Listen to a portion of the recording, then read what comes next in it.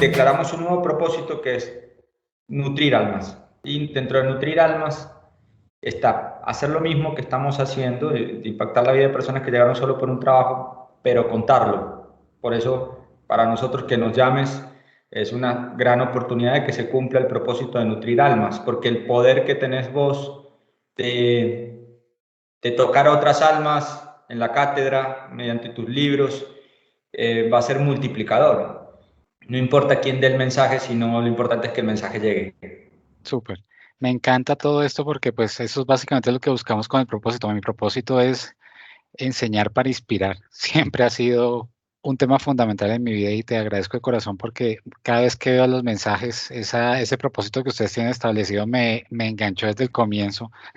El tema de cambiar la vida de las personas que llegan por un trabajo para cambiar la vida de los que llegan por un café definitivamente es impactante. Me encantó desde que lo conocí, me puse a investigar con eso. Vale, listo. La primera pregunta, Fernando, y agradeciéndote de corazón todo lo que estás haciendo por el tema de la experiencia del cliente, por todo lo que nos has entregado con cada delicioso manjar que estás nutriendo en Delolita, por la historia tan bonita que hay detrás de esta marca desde prácticamente los años 80, por la manera como se han metido en el corazón de Colombia. Definitivamente es primero un punto de agradecimiento porque hay que reconocer que no todo el mundo trabaja con ese sentimiento y ese enfoque en el ser. La primera pregunta que te quiero hacer es, ¿qué proceso han emprendido con los anfitriones y otros colaboradores de la empresa para inculcar ese sentido de amor y pasión por el servicio? ¿Fue un proceso que inició desde que se fundó en 1999 o requirió un cambio cultural a lo largo del tiempo? Fabián, no, eso fue un proceso que en un principio no teníamos claro. Y yo siempre hablo que como empresario tuve diferentes niveles de conciencia. Yo creo que las empresas tienen niveles de conciencia y eso es su cultura. Cultura, como lo define Alex Rovira, es lo que ocurre en una empresa cuando nadie te está viendo, lo que estás haciendo cuando nadie te ve. Eso es cultura, siempre hay cultura. Pero no, digamos que nosotros como empresa no teníamos conciencia de una cultura y en un momento que veníamos creciendo, fue alrededor del año 2011, 2012, o sea, más de 10 años después que la empresa fue fundada en 1999, nos encontramos con que ya era insostenible el tema y lo primero que yo pensé, necesitamos una capacitación en servicio. Y afortunadamente a la persona que contacté en ese momento me dijo, no, no necesitas una capacitación, sino necesitas una cultura organizacional. Y ahí eso fue un cambio de paradigma, una cultura organizacional basada en niveles de conciencia, declarando el servicio como una consagración y no como una capacitación.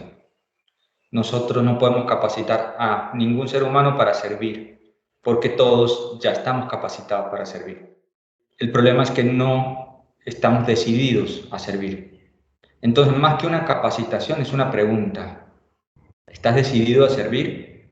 Te quiero invitar a servir, a que vivas una vida desde el servicio. Y les explicamos a la gente que la pobreza es la incapacidad que tiene un ser humano de servir. Cuando alguien es pobre es porque no tiene capacidad, ya sea por una depresión, por una adicción, por algún tema que le impide servir. Porque quien tenga la capacidad de servir siempre va a tener prosperidad, va a poder cultivar la tierra, va a tener una oportunidad, va a tener techo y comida. Cualquier persona que esté en capacidad de servir.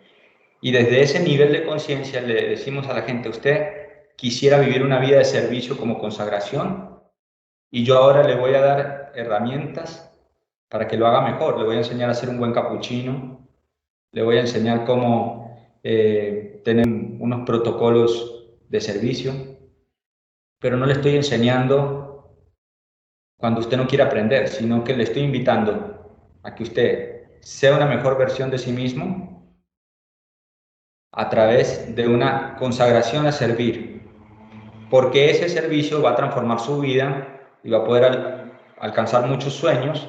Trabajamos con la gente en modelo de felicidad y le decimos, cuando usted llegó aquí, Usted llegó con una hoja de vida que dice, trabajo en lo que resulte. Usted manda hoja de vida y muchas veces dice, en lo que me resulte me voy a trabajar. Así Y es. salario, el asignado. Y les enseñamos que no, que uno debe trabajar donde tiene el alma, no donde le resulte, sino donde realmente siente que tiene una pasión puesta en ese trabajo. Y el salario debería ser el que uno quisiera ganarse, no el que me asignen. Entonces yo puedo tener inicialmente un salario asignado, pero yo me proyecto por medio del servicio a ganar lo que yo quiero ganarme. Entonces, un poco me extendí en la respuesta, pero el Tranquilo. servicio es una consagración, no es una capacitación. Súper, Fernando. El segundo punto viene justamente alineado con eso. Cuando uno está en el día a día en una empresa y sobre todo ya cuando está en una etapa, yo diría que casi que madura como ustedes con el tiempo que llevan en el mercado, uno se pregunta cómo han logrado mantener vivo ese espíritu familiar en la cultura de servicio de Lolita a lo largo del tiempo, cuando el día a día y la presión por los resultados termina muchas veces atentando contra esto. El caso concreto es lo que nos está pasando todavía con el tema de la pandemia, el gremio de ustedes que se ha visto tan afectado. ¿Cómo hacer para conciliar esos dos aspectos a sabiendas de que yo tengo dentro de mi filosofía el servicio, servir, entregar, ser, y asimismo tengo que entregar resultados? ¿Cómo han logrado conciliar eso y lograr mantener eso a lo largo del tiempo? Cuando nosotros declaramos nuestra cultura organizacional, hicimos también un acto, un ritual de inicio de la cultura. Hicimos una preparación muy responsable de la cultura durante unos meses donde nosotros, con diferentes personas de la organización que tenían ese ADN, porque ese ADN normalmente cuando una empresa empieza pequeña, lo tiene el fundador, lo tienen algunos empleados que también son fundadores y que tienen la chispa encendida, la llama de la esencia de la empresa eh, incorporada, que puede ser la señora de los tintos, que puede ser la persona que está en ese momento en gestión humana o en operaciones. Hicimos ese trabajo y dijimos, a partir de este momento se declara esta cultura y ya nosotros no somos quien vamos a decidir de acá en adelante. Le entregamos las decisiones de esta compañía a la cultura organizacional. Declaramos una cultura y declaramos unos mandamientos que defienden la cultura. Por ejemplo, un gerente es un servidor, a la hora de servir todos somos gerentes. Inspiramos el mañana con nuestras acciones de hoy. Amamos la contradicción constructiva. Todos esos mandamientos, son 7 mandamientos, y esos mandamientos defienden la cultura. Y cuando llega la pandemia, yo me encuentro con una cultura muy sólida desde la declaración y muy respetada por mí porque fue una construcción que hicimos muy juiciosamente. No se hizo una cultura de muros, no se hizo una cultura porque me lo pidió la agencia de publicidad. Se declaró una cultura como una forma de vida para la empresa, como nuestro dogma en la empresa. Entonces, cuando llega la pandemia me encuentro con una cultura como la que te estoy mencionando, basada en el servicio, y me encuentro con un propósito de impactar la vida de personas. La decisión que yo tenía que tomar, aun cuando todo lo que estaba afuera era un caos, teníamos un 10% de las ventas con un 100% de los gastos. Y teníamos una situación que no sabíamos, con muchos establecimientos cerrados, nuestros principales clientes cerrados. Y la decisión que tomé fue, voy a cuidar de ustedes. Voy a cuidar mientras el endeudamiento me lo permita. Entonces, todas las herramientas financieras que haya disponibles para que esta empresa no se acabe, las voy a utilizar, pero quiero que al final de todo esto haya quedado el propósito y la cultura intactos, porque no podía hacerlo de otra manera. Y no creas, Fabián, que fueron momentos difíciles. No sabía si había tomado la decisión correcta, tenía llamadas telefónicas de personas que a veces te ponen a prueba y te dicen, estás tomando una decisión paternalista, colegas que decían, ¿por qué estás decidiendo así? Nosotros no vamos a decidir así. Y entonces te dicen, decida cómo vamos a decidir nosotros. Y no quiere decir ni que una esté bien ni otra esté mal, sino que fue lo que a mí me generó paz. Eso sentí paz. Y efectivamente enviamos un video a todos los empleados y le dijimos, cuídense mucho, que nosotros vamos a cuidar de ustedes mientras haya forma. El empleo está garantizado incluso para los temporales, porque teníamos personas que estaban por la temporal, que podíamos sacar simplemente con un correo electrónico, que pesaban 20 millones de pesos en la nómina, y a esos también le dijimos, se van a quedar, porque no quería transformar un problema de salud en un problema social. Si vamos a tener gente afuera muriéndose de hambre. Entonces, esa fue pero la cultura y el propósito fueron quienes tomaron esa decisión, porque yo no era capaz. No tenía en ese momento emocionalmente la capacidad de tomar la decisión. La tomó la cultura y el propósito. Valoro muchísimo todo eso, Fernando. Lo valoro muchísimo porque muy pocos tienen ese espíritu de realidad de cuidar de las personas y más de los colaboradores, que como tú sabes es un insumo fundamental para todo el tema de la experiencia. Te quiero dar dos referentes que en ese momento me confirmaron que era el camino correcto. Ujú, Jean-Claude Bessoud, lo escuché y me dio muchas fuerzas, inclusive le escribí una carta. Y otro señor de Inducascos, que no recuerdo el nombre en este momento, pero tiene una conferencia muy bonita con su hija, empezando la pandemia, es una empresa de Medellín, de cascos, ujú. donde él dice, si yo tengo que perder lo que tengo en este momento, mi carro, mi casa, todo eso me lo dio la empresa. Entonces, si lo tengo que perder para que la empresa siga, lo haré, porque la empresa me lo va a volver a dar. Y tuvo unas palabras muy bonitas que me dieron mucha paz. Entonces, hay veces que, o sea, hay gente que realmente apoya en esto y no es que yo sea un bicho raro. Sí soy raro, soy bastante raro y me encanta ser raro, pero hay otras personas que también han demostrado durante esta época unas convicciones muy bonitas frente a su gente. Definitivamente, Fernando. Gracias por compartirlo. La verdad te agradezco mucho porque todas estas historias de vida inspiran definitivamente para trabajar en lo que en realidad nos gusta, que es la experiencia. Por ejemplo, cuando tú estás pensando en incorporar colaboradores o lo que llaman ustedes los anfitriones, ¿cómo hacen para garantizar de que esas personas que se incorporan compartan el ADN de Lolita y lo mantengan a lo largo del tiempo? Porque como cuando uno contrata personas, pues hay de todo un poquito, ¿no? Gente que vive el servicio, hay personas que no lo viven tanto. ¿Cómo ha sido ese proceso? Nuestra declaración de cultura dice, convocamos seres de amor que irradien mágicos detalles en su metro cuadrado. Y basado en eso, tenemos en De Lolita una convicción muy fuerte por la inclusión. Tenemos en este momento un 19% de personas con discapacidad auditiva, madre y cabeza de hogar tenemos un 42%, venezolanos, personas de diferentes orientaciones sexuales, de diferentes razas, tenemos personas que han tenido alguna injerencia en el conflicto armado para un lado o para el otro y también en algún momento nos hemos encontrado venga. Pero sobre todo lo que buscamos es que sean seres de amor y eso lo reconocemos en la entrevista donde buscamos que la persona más allá de lo que sabe tenga una esencia, una inclinación hacia el servicio y una sensibilidad por el servicio. Y te lo pongo como un ejemplo. Puede ser que una persona no tenga un centavo, pero yo voy a la casa y lo primero que hace es que me hace pasar, me hace sentar así sea en un cajón de manzana y me ofrece un fresco.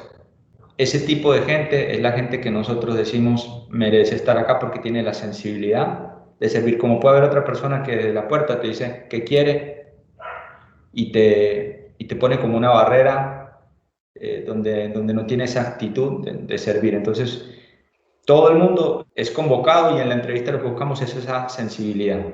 Es muy artesanal el tema, ¿no? Y, por ejemplo, con los franquiciados también hacen ese trabajo de verificar que en realidad se mantenga ese espíritu, esa cultura. Mira, Fabián, con las franquicias ha sido difícil. Inclusive yo creo que el modelo de franquicia, por lo menos en mi caso, no siento que haya sido fácil de manejar o que es un modelo apropiado. Cuando una empresa está muy dedicada a la franquicia, pierde de vista su gente, pierde de vista de pronto hasta el cliente. He notado ese tema. Casos de franquicias internacionales que han llegado a Colombia, que han tenido una expansión muy agresiva, pero que uno ve que después se vuelve insostenible en el tiempo, la permanencia de la franquicia. Entonces nosotros sí ha sido muy difícil y me he encontrado con fracasos en ese sentido. Hoy tenemos muy pocos franquiciados que se han conectado con esto, que han creído en esto con el paso del tiempo, pero sí es una labor también de evangelización Me mucho más imagino. compleja por el poder que tiene un franquiciado frente a lo que uno en la cultura puede hacer con su gente. El franquiciado cuestiona y el franquiciado dice, no, pero es que yo quiero mi rentabilidad o frente a esta decisión quiero tomar esta otra decisión. No es tan fácil. Me imagino. Y eso de cara hacia el frente de la empresa, o sea, hacia las personas que de una u otra manera ayudan a llegar a otros nuevos clientes, pero hacia atrás pasa lo mismo con los proveedores. O sea, yo tengo como cultura el servicio, pero pues obviamente también busco que los proveedores respeten esto en sentido de que yo necesito que me entreguen a tiempo, que la calidad del producto sea muy bueno. ¿Eso lo revisan o en realidad son más, en ese sentido, un poquito más relajados en la manera como los proveedores se alinean con los valores de Lolita? Nosotros como empresa B certificada tenemos una serie de preguntas que le hacemos a los proveedores, especialmente sobre trato justo, sobre la protección de sus empleados, sobre empleo formal y todo ese tipo de cosas. Siempre a nuestras sesiones de cultura tenemos invitados proveedores para que escuchen nuestra cultura y se inspiren. No solo proveedores, también han llegado personas, colegas de otras empresas que también los invitamos a nuestras sesiones de cultura para que puedan llevar algo parecido a sus empresas. Por supuesto que para nosotros, como un modelo coherente, si un proveedor tiene algún tipo de práctica con la que nosotros no estamos de acuerdo, vamos a buscar un sustituto y lo hemos hecho.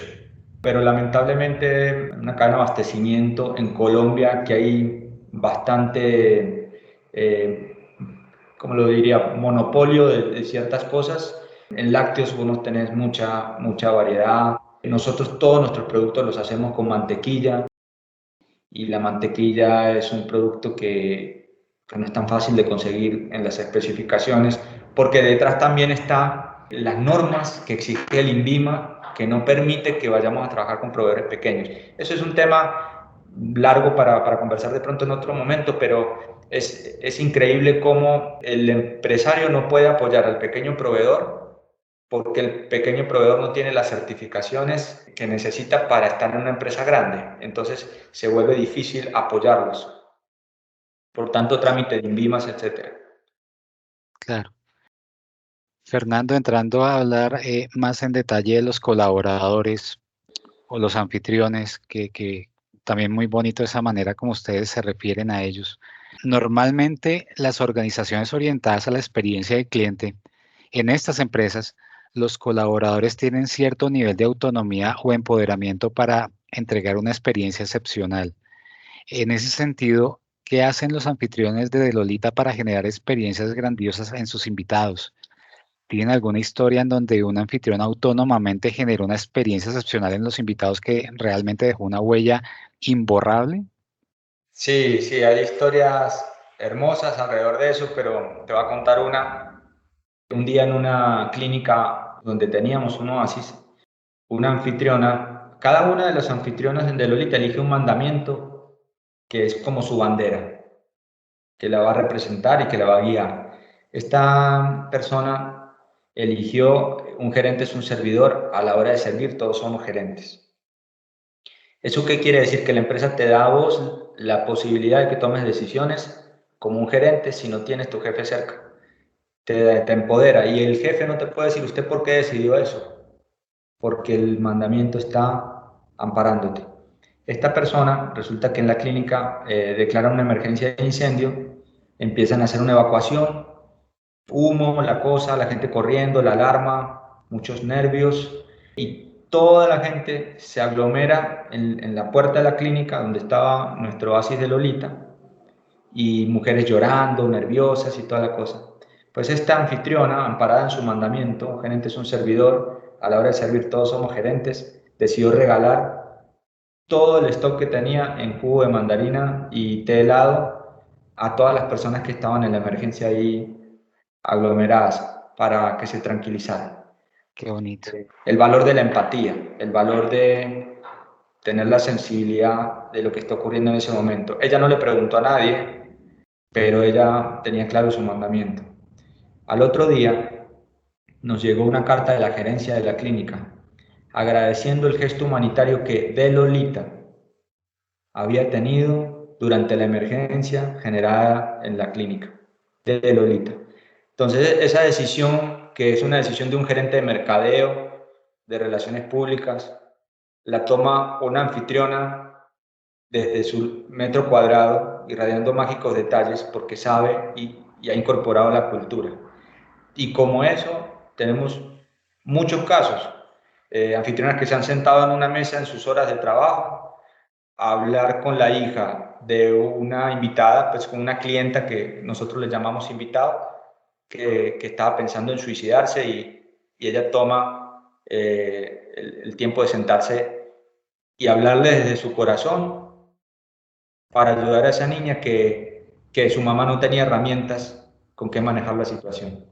Entonces, ese tipo de actos son los que a nosotros nos confirman que vamos por el camino correcto, que la gente ha incorporado esa sensibilidad, porque es que yo no puedo darle un manual, un paso a paso a una persona si no es desde niveles de conciencia, porque si yo le digo, si hay un incendio, haga esto, si alguien se Claro. piensa suicidar, haga esto, si la otra persona se le murió un ser querido, haga esto. Eso solamente se puede hacer desde niveles de conciencia. Claro, porque hay una cantidad de imponderables que se presentan siempre en la relación con los clientes que uno no tiene en ningún manual, definitivamente. En el caso del tema interno, me refiero a muchas personas al interior de Lolita no tienen contacto cercano con los invitados.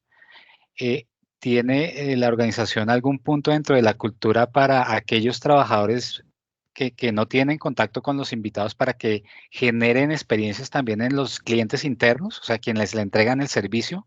Por ejemplo, las personas que, no sé, que pronto hacen los manjares o cosas así, es decir, pensando en el cliente interno. Sí, nosotros en un momento nos dimos cuenta que estábamos muy orientados a las anfitrionas, que eran quienes atendían a nuestros invitados, y nosotros creemos muchísimo en las declaraciones y en las renuncias. Renunciar a algo para declarar algo mejor. Entonces nos dimos cuenta que dentro de la planta de producción teníamos operarios, así los llamamos, y teníamos operarios haciendo manjares, no se conecta. Entonces renunciamos a tener operarios en los contratos, cambiamos los contratos. Cuando una persona llega a trabajar a la planta de producción le decimos, usted es un artesano, usted va a incorporar su arte, su amor a un producto que va a ser servido en un oasis. Y les mostramos la importancia de la energía, porque como empresa creo mucho en un modelo holístico empresarial, que es unir todas las partes, integrar. Muchas veces el trabajo en una parte, la persona en otra, la familia en otra, inclusive el espíritu en otra.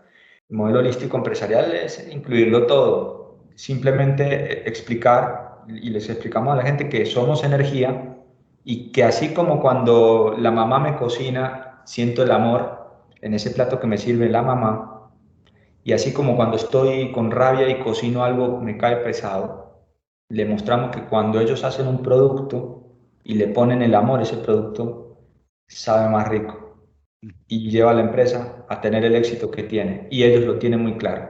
Entonces son artesanos. A partir de, te puedo decir, hace 5 años, porque todo esto ha sido un proceso evolutivo. No ha sido que nacimos con esta convicción, la fuimos incorporando y aprendiendo en el recorrido. Es parte de la evolución. Súper. Fernando, ¿tienen alguna historia inspiradora de algún anfitrión o colaborador que gracias a su actitud, habilidades o experiencia logró crecer profesionalmente dentro de la organización y convertirse en un embajador de Lolita frente a los demás e incluso frente a los invitados? Siempre hay una persona que me dice, vea, la sacó del estadio, o son muchos los que ya han construido historias así. Son muchos, te voy a contar dos casos. Uno es la directora de gestión del talento humano, es Adriana Flores, es una persona excepcional que llegó a De Lolita siendo empacadora de panes en otra planta del sector de panadería. Era empacadora de pan, pero era la mejor empacadora de pan. Y llegó a De Lolita a atender al público y sentía mucho miedo. Pero esa mujer tenía un carisma, una alegría, una convicción, que fue una maravillosa anfitriona. Luego se convirtió en líder de un oasis y siendo líder de un oasis llegaron y le ofrecieron trabajo y se la llevaron para un call center a ganar más plata. Y como ese es nuestro propósito, y yo siempre le digo, esto no es una jaula a la gente. Si usted se va de acá para un lugar donde tenga mejores condiciones, se cumplió nuestro propósito. Usted se va como embajador y nosotros vamos a impactar la vida de otra persona que llegue. Pero se fue y se encontró con una cultura con la que ella no comulgaba. Al tiempo me pidió regresar y las puertas estaban abiertas porque ella era una marca dentro de la marca. Entonces, regrese. Regresó, se volvió directora, coordinadora de todas las anfitrionas de todos los oasis y luego, en este momento, en la actualidad, es la directora de gestión del talento humano. Esa mujer era empacadora de pan, hoy es directora de gestión del talento humano y el balance de impacto social que ella presenta cada año es digno de las mejores compañías, de una impecabilidad, un desempeño excepcional, toda una ejecutiva que ha ido creciendo dentro de la compañía. Y el segundo caso, te lo hago muy cortico, un día estaba hablando un tema que me invitaron de Cámara de Comercio sobre franquicias y empecé a hablar de la cultura porque como soy tan apasionado de la cultura, me salió un poco el tema franquicia, empecé a hablar como de cultura. Levanta la mano un muchacho que yo eché de la empresa y yo no sabía que estaba en el público. Era chef de nosotros y yo veía que él no tenía el corazón en lo que estaba haciendo. Y un día lo llamé y le dije, mira, no siento que estés acá involucrado. Y le dije, es momento que te vayas. Levantó la mano y dijo, todo lo que él está diciendo de cultura es verdad, tal cual. Y dice, si no fuera porque él me impulsa a tomar la decisión de emprender, que era mi sueño, tener mi propio restaurante, yo nunca lo hubiera hecho y le quiero dar gracias acá en público. Entonces, ese tipo de cosas demuestran la coherencia que tiene la cultura, aun cuando la decisión, porque hablamos de amor con firmeza, la decisión en su momento puede ser impopular, pero el tiempo se encarga de poner las cosas en su lugar, porque el amor muchas veces tiene un tinte doloroso para de pronto el que recibe la lección de amor. A uno le pasa con los hijos, uno quisiera que el hijo no llorara, pero hay veces que necesitamos que él no haga algo porque es por su bien y va a llorar, pero más adelante lo entenderá. Qué bonito. Fernando, todas estas historias definitivamente inspiran realmente pasión por todo lo que está pasando en relación con la cultura, pero yo debo reconocer que para poder lograr todo esto se necesita un artífice. Y quiero terminar preguntándole a Fernando Flievich, su marca personal como empresario, con todo lo que ha podido construir a lo largo del tiempo, con los aprendizajes, con las lecciones que ha dado la vida. ¿Cómo se ha construido? ¿Qué inspira esa marca personal de Fernando? ¿Cuál es esa imagen, esa huella que ha dejado Fernando en el camino que ha llevado como empresario? Mira, como te decía, yo he tenido varios niveles de conciencia y básicamente son tres: sobrevivir, después ser grande. El primero era basado en miedo, el segundo era basado en el orgullo y me encontré que sobrevivir era absolutamente desgastante y que no iba a durar mucho sobreviviendo y que tenía muy poco poder hacer eso. Segundo, el orgullo y ese bienestar me lo confundí y pensé que el bienestar era bien tener y ser grande, y a veces creemos que las empresas tienen que crecer, crecer y crecer, y resulta que un caballo, y el mejor ejemplar de los caballos del mundo, pues tiene un tamaño de caballo, y el elefante tiene tamaño de elefante, y el perro de perro, y eso es lo que lo hace. Y pensamos que las empresas tienen que ser grandes, grandes, grandes. Entonces, imagínate un perro del tamaño de un elefante. No tendría sentido, pero tenemos una falsa concepción. Entonces, en ese orgullo me di cuenta que no iba para ningún lado tampoco, y encontré que mediante una pregunta, que es ¿qué significa la vida? ¿Qué significa la vida? ¿Para qué estamos acá? Y ahí me di cuenta que no, que si iba a hacer empresa, que fuera una manera de honrar la vida. Inclusive hay una canción de Argentina que se llama Honrar la Vida, y, y esa canción para mí es como un himno. Y bueno, que hagamos lo que hagamos, y si voy a ser empresario, lo voy a hacer honrando la vida, que deje una huella, que le traiga luz al mundo. De todas maneras, nos llenamos la boca hablando del gobierno, hablando de los gobernantes y los líderes mundiales. Las empresas son países chiquitos, las empresas son laboratorios sociales, donde uno tiene los ministros, donde uno tiene al pueblo, donde uno tiene al presidente o al monarca. ¿Y qué está pasando ahí adentro? Hay equidad, hay entendimiento, hay empatía, hay compromiso, hay justicia. Entonces, desde ahí fue que como persona dije, no, pues yo voy a trascender en esto que me tocó en este momento. Pues a mí la vida me mostró que era con la empresa. A otra persona le puede mostrar que es desde su puesto de trabajo o de sus dones o de sus talentos, porque no es la única manera de lograr trascendencia a través de una empresa, pero sí comprometiéndose que en el lugar donde te toque estar en la vida, estés honrando tu vida. ¿Y ese es tu propósito? Uno, el propósito lo va actualizando, ¿no? Y en estos 3 niveles de conciencia que me has presentado, me imagino que lo has venido actualizando. Ahora tu propósito es trascender. Mi propósito es lograr armonía, es lograr un equilibrio, porque entiendo más la felicidad como un rompecabezas o como una colección de momentos de alegría y de balance, que como la euforia o la celebración de llegar a una meta o lograr un objetivo. He ido descubriendo eso. Declaré libertad, y en este momento pues te estoy atendiendo desde mi casa. Hice un estudio en mi casa que está dedicado a transmitir un mensaje, más que a estar pendiente de la operación o de las finanzas o de cosas que de pronto empecé a descubrir que me quitaban mi energía vital. Y soy en este momento un mentor que ha logrado tener gente que está absolutamente empoderada, comprometida, que defiende con más vehemencia los intereses de la compañía que yo. Porque yo en ciertos momentos digo, no quiero hacerme problemas por eso, porque estoy en la fase de pronto muy espiritual, pero la empresa necesita esos líderes que dicen, no, es que esto no puede ser de esta manera, o que este centavo no se va a gastar. Y tengo un equipo que cree con toda su alma en defender el rol y los intereses de toda la empresa, y que lo ha logrado hacer con un trabajo comunitario. Entonces, creo que, como lo llamo yo en modelo de felicidad, los indicadores de riqueza, hay veces que no están en la cuenta bancaria, sino que los indicadores de riqueza son unos intangibles, que puede ser tiempo, que puede ser un equipo. Yo creo que si hay algo que me dejó la pandemia a mí fue equipo. Me gasté, así como el del Real Madrid se gasta no sé cuántos millones de dólares en su equipo.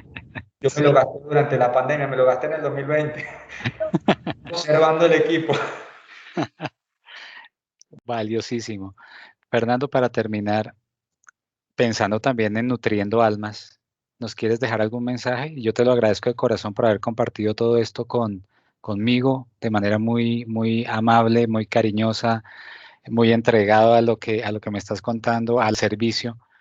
¿Quieres dejarle un mensaje a la gente que seguramente verá esta grabación? Sí, quiero invitar a que podamos hacer negocios donde no haya nadie que tenga que perder para que otro gane. normalmente nos enseñaron que cuando alguien gana hay otro que pierde. Y cómo podemos romper ese paradigma y ser creativos para hacer negocios, empresas y relaciones comerciales y empresariales donde nadie tiene que perder para que el otro gane. Y eso sí se puede. Fernando, mil y mil gracias otra vez por este tiempo, por compartir esta historia tan apasionante de Lolita que llevamos en el corazón y que lo hemos disfrutado con los manjares tan deliciosos que hacen y sobre todo con el servicio tan espectacular que entregan en cada interacción. Mil y mil gracias. Con todo el gusto, Fabián. Muchas gracias por invitarme.